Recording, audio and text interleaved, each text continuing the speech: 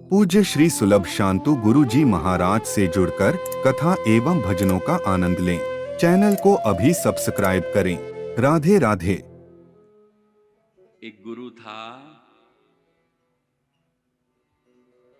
उसके कई शिष्य थे।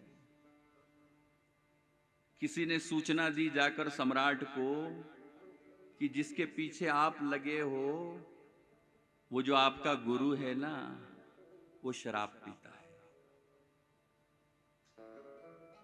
वो गलत प्रकार की स्त्रियों के साथ देखा गया है। सुनकर सम्राट को गुस्सा आ गया। बोले, जाकर मैं अपनी तलवार से उसकी गर्दन काट दूंगा। मैंने उसके चरणों में शीश रखा और उसने ऐसा काम किया। लेकिन तुमने जो बात कही है उसका प्रमाण देना होगा, उसे सिद्ध कर कर बतलाना होगा। तब उस व्यक्ति ने कहा, मैं बिल्कुल सिद्ध कर सकता हूं। वो व्यक्ति उस सम्राट को लेकर गया है। एक झील के किनारे से सम्राट ने उसके गुरु को देखा है। वो गुरु जो है एक सुराही लेकर बैठा हुआ है और प्याले ढाले जा रहे हैं। उसके साथ एक स्त्री बैठी हुई है जो अपना मुख ढके हुए है। जैसे ही राजा ने देखा तो क्रोध आ गया। निकाली तलवार, मारने के लिए दौड़ा।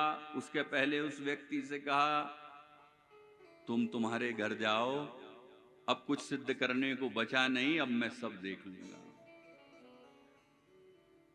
राजा तलवार लेकर मारने जा रहा है, लेकिन फिर विचार किया, है तो मेरा ही गुरु। फिर सोचा, इस कार्य को मैं क्यों करूं, कोई और भी कर सकता है। ये तो सैनिक भी कर सकते हैं, मैं क्यों इसकी हत्या का भार मेरे ऊपर लूं। राजा अपने घोड़े पर बैठा है और जाने लगा। तब उस गुरु की आवाज आई, अरे इतनी दूर चले आए हो, थोड़ा पास तो आओ। जांचना ही है तो इतनी दूर से कहां से जागोगे, परखना ही है तो थोड़े पास चले आओ।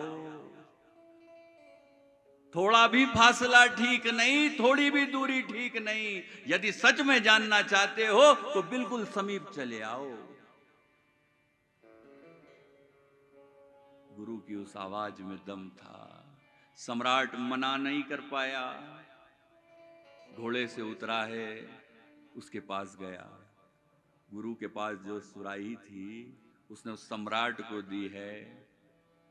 सम्राट ने सुराही ली तो देखा उसमें पानी था। फिर देखा कि जो स्त्री उसके पास बैठी थी उसने अपना घूंघट ऊपर किया तो पता लगा उस गुरु की वो मां थी। तब सम्राट ने कहा, अरे ये क्या नाटक चल रहा है, आप ऐसा क्यों कर रहे हैं। तब उस गुरु ने कहा, ये नाटक जरूरी है, ये नाटक चलता ही रहता है और ये नाटक मैंने शिष्यों के लिए आयोजित किया है। इस नाटक को देखकर न जाने कितने भाग गए, आज भी भाग रहे हैं। और जिनको भागना है मैं चाहता हूं कि आज ही भाग जाएं। वो कल भी भागेंगे, वो तो कारण की ही तलाश कर रहे हैं।